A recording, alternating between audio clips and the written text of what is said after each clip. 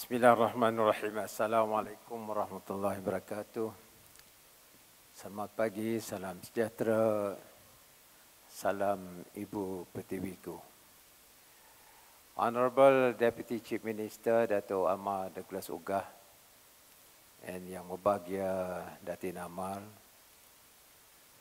Honorable Ministers, Deputy Ministers and Assistant Ministers, Honorable the State Secretary, Tan Sri Dato' Amar Moshidi, Yang Berbahagia Datuk Petinggi Tan Sri Alfred Jabu, distinguished speakers, distinguished guests, delegates, ladies and gentlemen. First and foremost, I would like to compliment the Honorable Dato' Amar Douglas Ogah Mbas, Deputy Chief Minister and Minister for Modernization of Agriculture, Native Land and Regional Development Sarawak, the advisor of this conference, for his leadership and initiative in making today's conference a reality.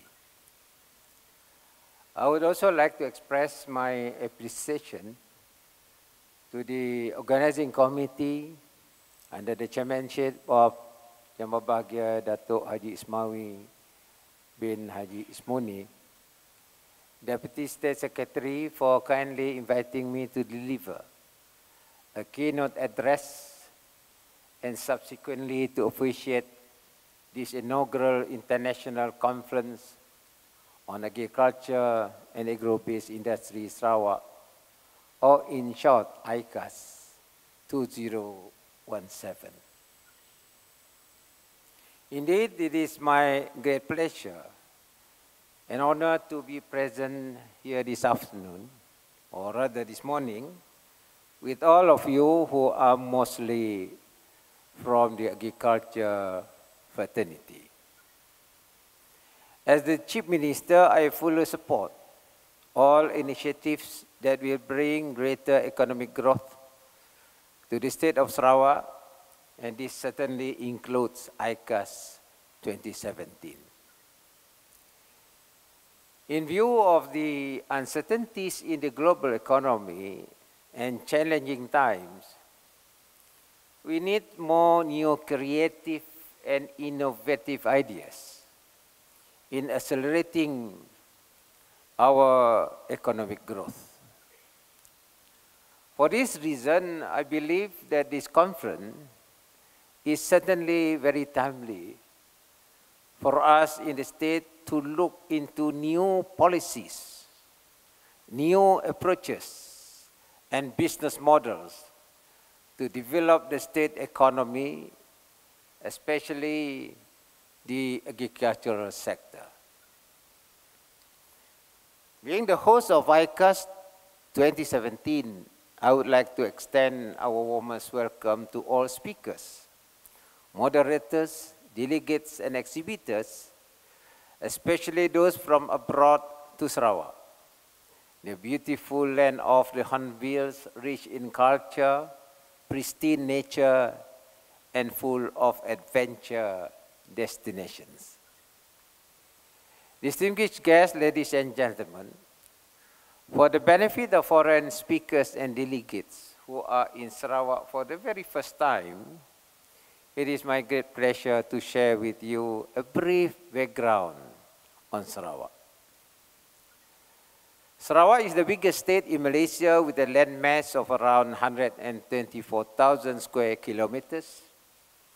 The state has a population of 2.6 million, comprising 27 ethnic groups, living in peace, harmony, and unity.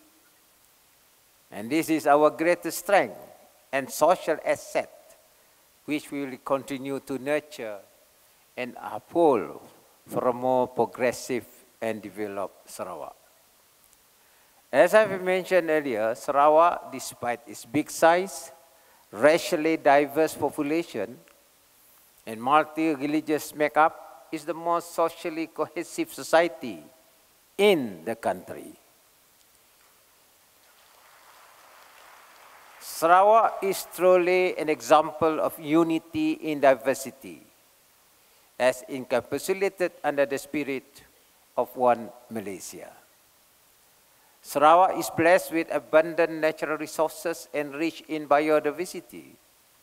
We are keenly aware of the need to protect our environment for future generations, and it is the state policy and commitment to manage these resources in a sustainable manner.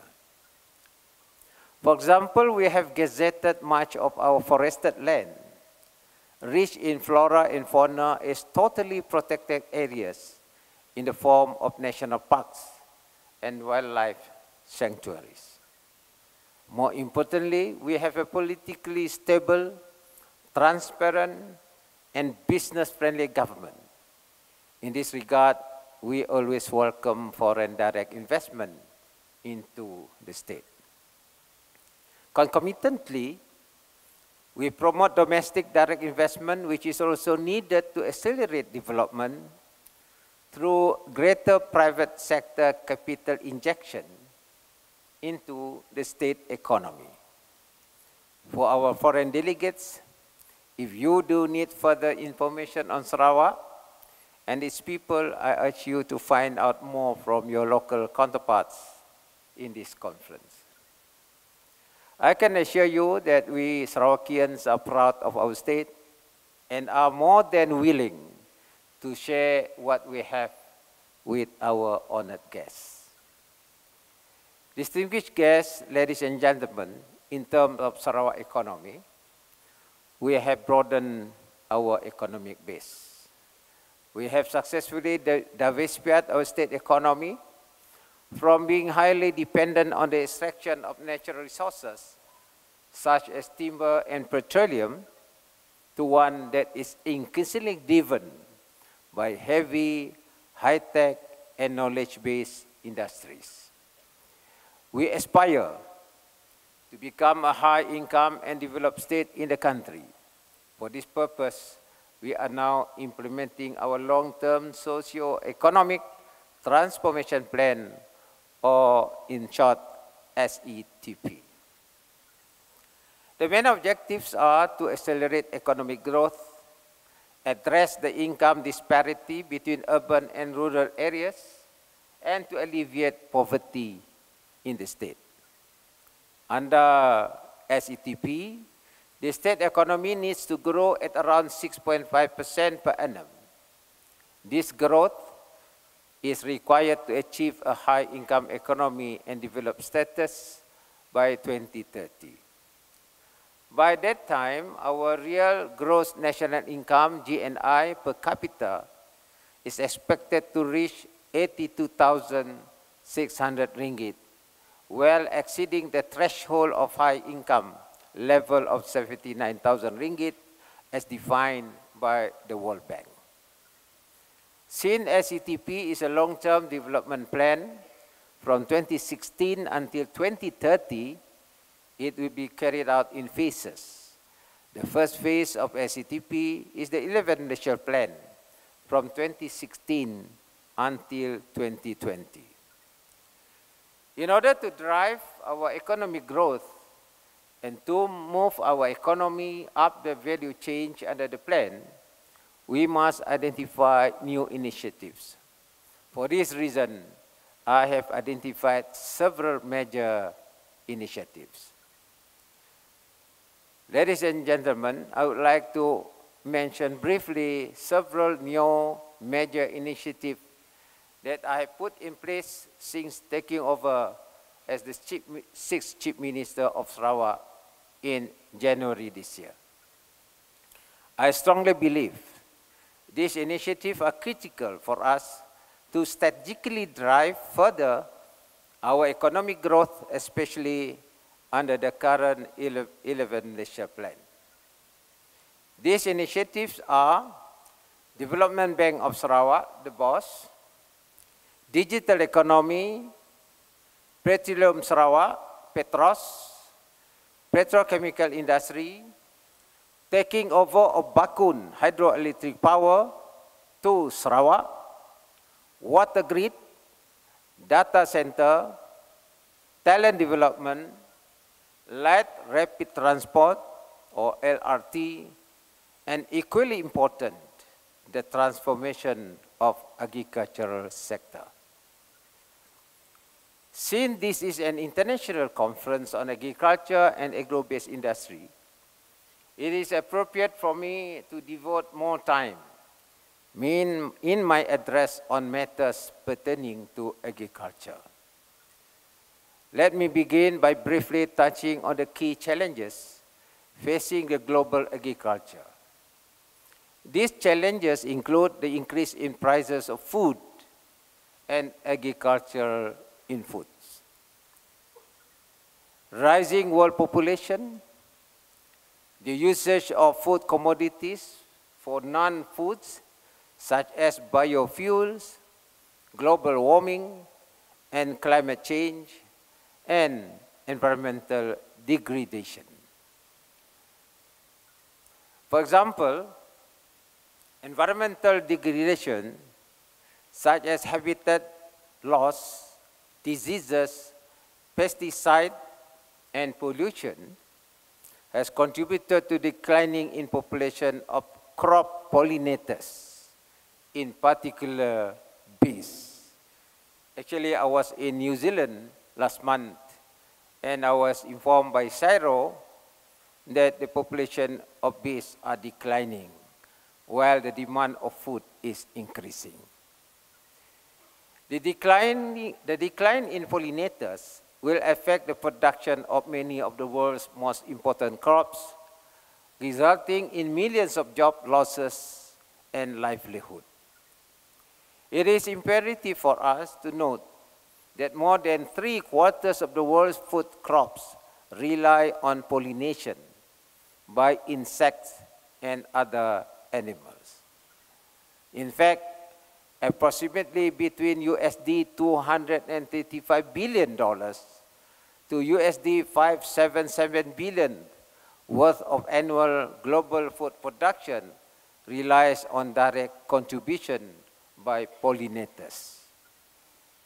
With the decline in pollinators and due to other contributing factors, we may not be able to produce the food needed by the world population that is projected to increase from 6.8 billion in 2010 to more than 9 billion by 2050.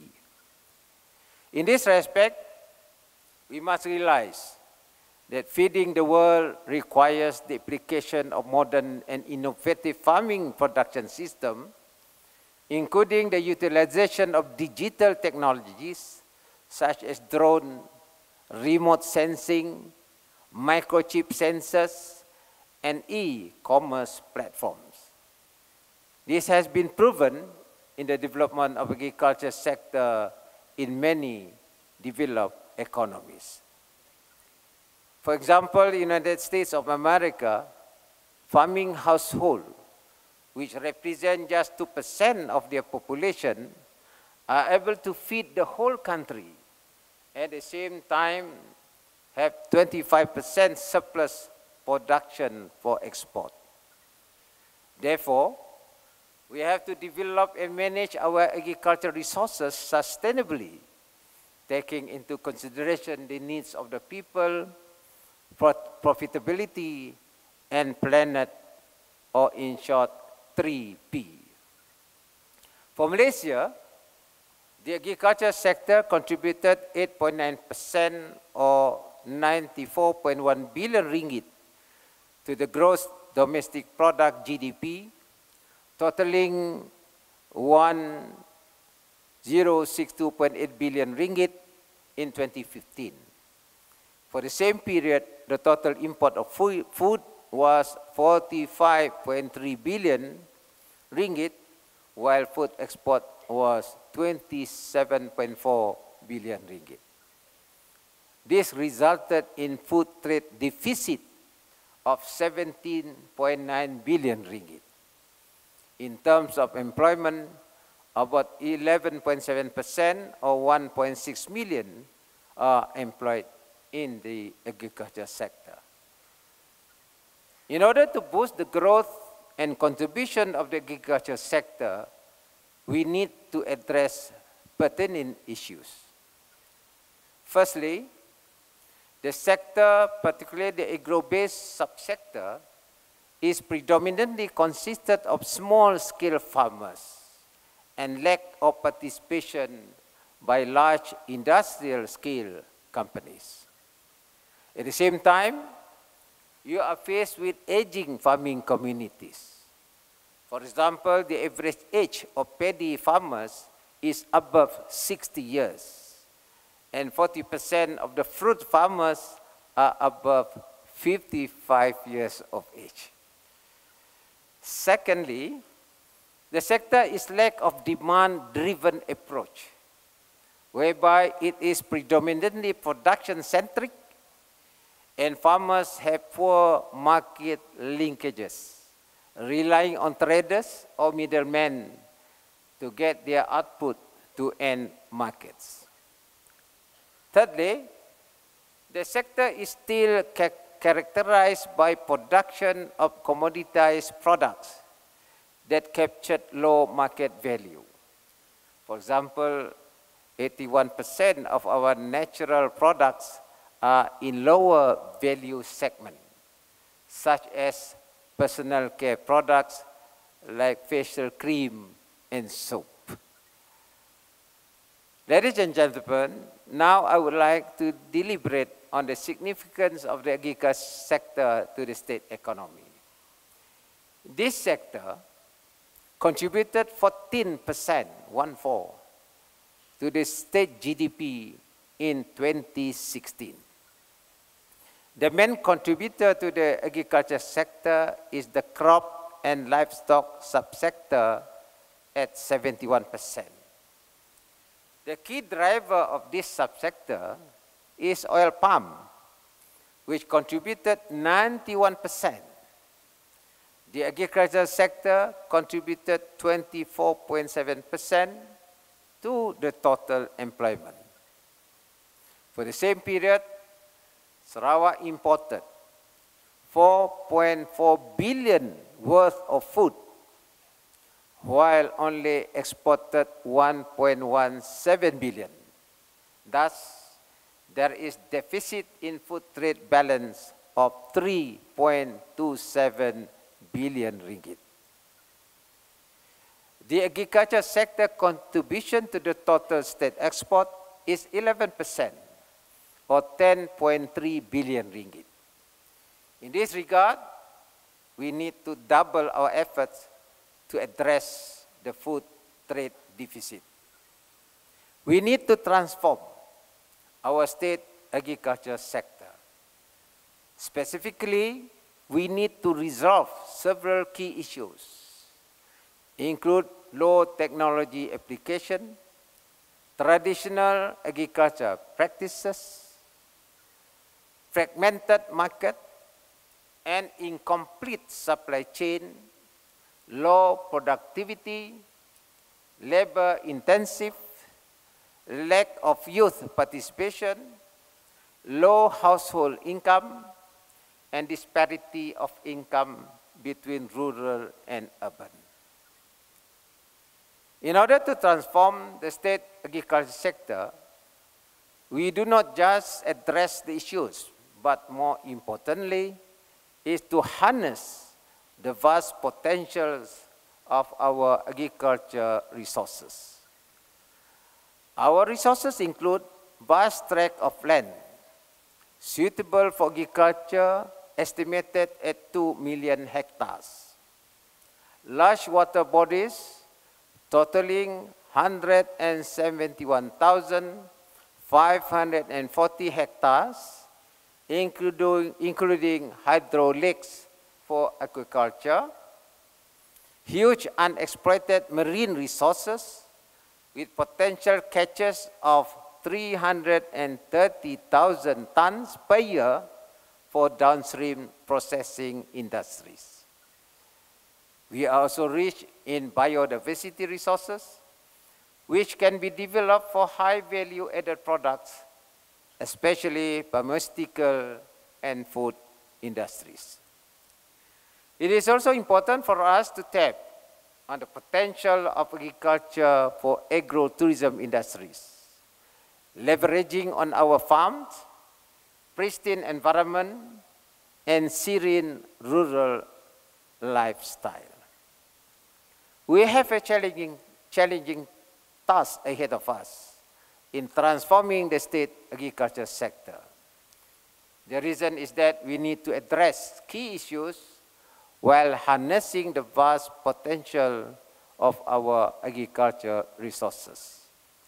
Foremost, we need to change the mindset of our people, especially the youth, pertaining to their perception that agriculture is associated with low wages, labor-intensive, low application of technology, traditional agricultural practices, insufficient injection of capital, unorganized farming communities, poverty, and agriculture is all about rural areas. I strongly believe that this negative mindset needs to be changed. In fact, agriculture is no longer as such, but rather a lucrative and profitable venture. It is knowledge-based, high income, digital and high-tech application, modern management practices, capital-intensive, and greater market access. My vision for Sarawak agriculture sector is that we want to become the net exporter of high-quality agricultural produce and products that meet the needs of both domestic and global markets. I believe that this vision can only be achieved through the transformation of the agriculture sector.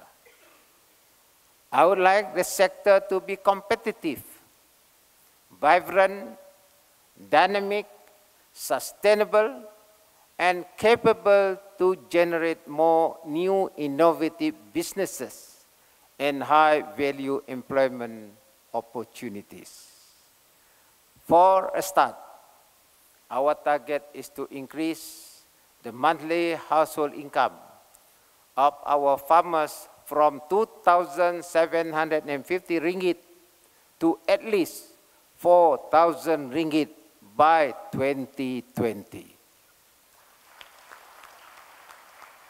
We will reduce the 50% mean household income disparity between the rural at 2,754 and urban at 5,516 ringgit.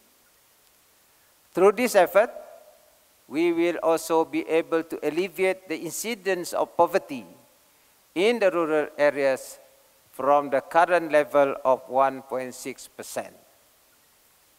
For food production, we aim to increase our self-sufficiency level SSL in food. Presently, our SSL targets for food items are for rice from 53% to 60%, fruits and vegetables from 60% to 65%, fisheries from 92% to 100%, and beef, we need protein, from 10% to 50%. Earlier on, I have highlighted the background, issues, potential, vision, and objectives of our agriculture sector. For us to achieve the vision and objectives, we need to have innovative and effective strategies and initiatives. Our main strategies are modernization, commercialization, and application of digital economy or digital technology. Through modernization, we should be able to increase the production, productivity, and quality standards of our agricultural products. Through commercialization, we should be able to attract greater private sector participation that will bring in capital, modern management, latest technologies, and market access. To be competitive, we need to adopt the latest agricultural technology and take full advantage of opportunities provided by advances in digital technology. In order to operationalize these strategies, several key initiatives are being implemented. First, we strengthen the capacity and capability of our human capital to become highly knowledgeable, technically competent, business-oriented, and marketing savvy. Second, we expand our marketing network through trading hubs, strengthen our transportation and logistics, expand and improve our warehouse and collection, processing, and packaging centers, and equip them with digital infrastructures. All this will enable us to have access to the huge market potential within ASEAN region with a population of 629 million and GDP of USD 2.4 trillion, and China market with a population of 1.37 billion and GDP of USD 11.8 trillion. Third, we are setting up a special purpose vehicle to attract more private sector investment and promote trades to enable our agricultural products to enter the global market. Fourth, we strengthen our financing model for agriculture sector, not only through the conventional banking, but also through venture capital. For this purpose, I have approved an allocation of 100 million ringgit to do this venture capital. Fifth, we undertake aggressive and systematic investment and trade promotion to promote Sarawak as the ideal destination for agriculture and agro-based industries. Six, we continue to identify appropriate business models to integrate in all players within the supply chain to enhance the development and competitiveness of the agriculture sector.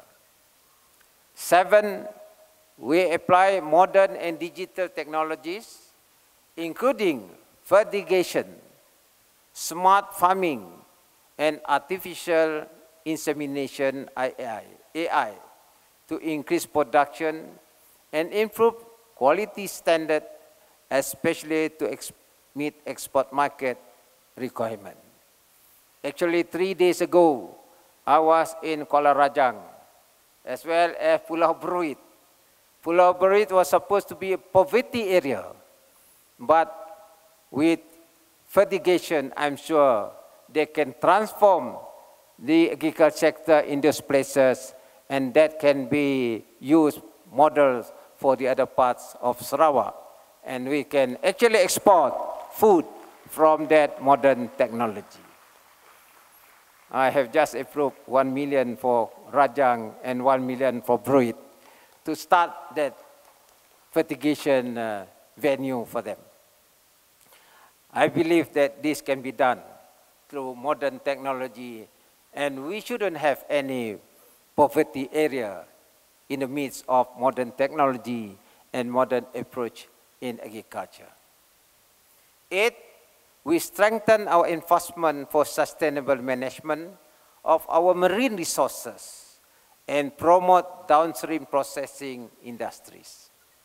9, we expand the planted areas for other commodities and food crops beside oil palm, such as rubber, pepper, sago, cocoa, coconut, pineapple, durian, rambutan, and other crops that you can think of.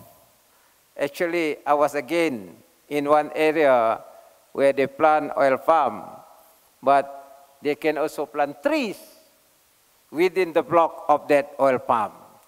Tree is called Kalapayan, which is fast-growing tree in Sarawak. That means this area can also a production of timber beside oil palm, beside crops, and you can intersperse with rearing of cattle. You just imagine the income of our farmers if they have this realistic and modern approach in their farms. 10. Our research and development R&D activities will focus on areas that can generate high value and added agriculture product. R&D is a very important integrated element in our production activities. 11, we set up farming incubator and encourage in situ R&D that utilize digital technology to collect and analyze critical data to manage the farming variables. 12, we develop and manage the full supply chain of our agriculture industry from farm to table and the value chain involving downstream agro-based industries. 13, we established regional development agencies such as Highland Development Agency, HDA, and Upper Rajang Development Agency, ODA, and implement other major regional development projects such as Sarike Bintangau Betong Food Basket, Bukit Sadok Agropolitan, and Tanjung Manis Halal Hub. I have dwelled on the background and set the broad direction for the transformation of our agriculture in Sarawak. Ladies and gentlemen, I believe that there is always room for improvement and thus require new and innovative ideas for the successful agriculture sector transformation. Distinguished guests, ladies and gentlemen, I must say that the holding of this conference is indeed very timely and relevant as we are looking for innovative ideas, new approaches, and business model to develop the agriculture sector in the state. Looking at the profile of the speakers and the topics of the papers, I am confident that this conference will be able to generate and produce good ideas and recommendations on how we can better plan and accelerate the development of the state agriculture sector. I believe that the output from this conference will be further deliberated for us to formulate new policies, strategies, plans, and programs for the orderly and speedy development of the agriculture sector. I'm also happy that an exhibition is being held in conjunction with this conference, showcasing the latest products and innovation in the agriculture sector. Before I conclude, I wish to thank once again the Honorable Dato' Ahmad Douglas Ogah Umbas, Deputy Chief Minister and Minister for Modernization of Agriculture, Native Land and Regional Development Sarawak, come the advisor of this conference for his excellent leadership in making ICAS 2017 a reality. I would like also to thank the organizing committee once again for kindly inviting me to deliver this address and to officiate ICAS 2017. With that, I wish you all the best and we look forward to your recommendation. Thank you very much.